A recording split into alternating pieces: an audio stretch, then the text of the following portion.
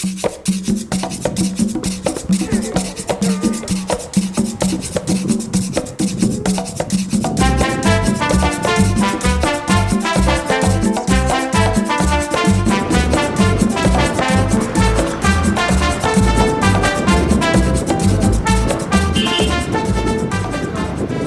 everyone, it's Jan here, and today we are here in Cusco. And Cusco is, well, as you can see, it's a beautiful city, and many tourists come here first before they go to the Machu Picchu. The Machu Picchu is about, I think it's a 2-hour train ride from here. As you can see, beautiful city. It used to be the old capital of the Incas, and it's definitely worth spending a few days here.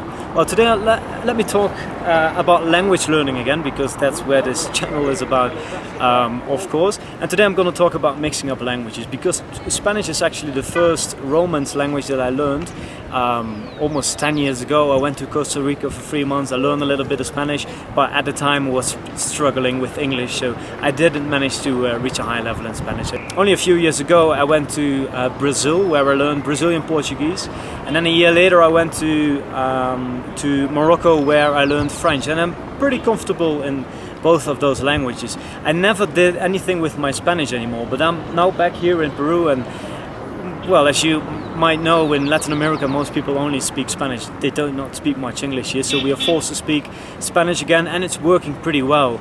I get this question very often, and the question is, don't you mix up languages? And I think the answer is yes. And I know from the most successful language learners in the world, they might tell you that they don't mix them up. Actually, they do. Especially in the beginning, of course. And this is natural, I think. Some people say like, yeah, but I cannot learn French because French is too hard for me. I speak Spanish and I'm gonna mix it up. Yes, you're gonna mix it up. But actually, I think in the long run, French is gonna, or another Romance language that you speak, is gonna help you more than it's gonna be an obstacle for you. So in the beginning, yes, of course, you're gonna mix things up, but when that happens, then you just need more practice. That's it. Another thing that I would recommend is to speak or to practice 2 languages at the same day. So first you do 1 hour of Spanish, and afterwards you do 1 hour of French, for example, or you do it both half an hour. Let's say you speak French pretty well and you're learning Spanish, you're learning a new word of Spanish that you don't know in French, then make sure that you also learn the word in French.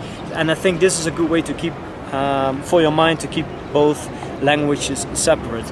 One last thing I want to say about this is that it always makes more sense to learn one language up until a high level. I would say a B2, and you only start with another language after reaching a high level. These are my thoughts about learning similar languages and about mixing up similar languages. And now it's time to enjoy this beautiful city again. So see you soon with more updates from Peru.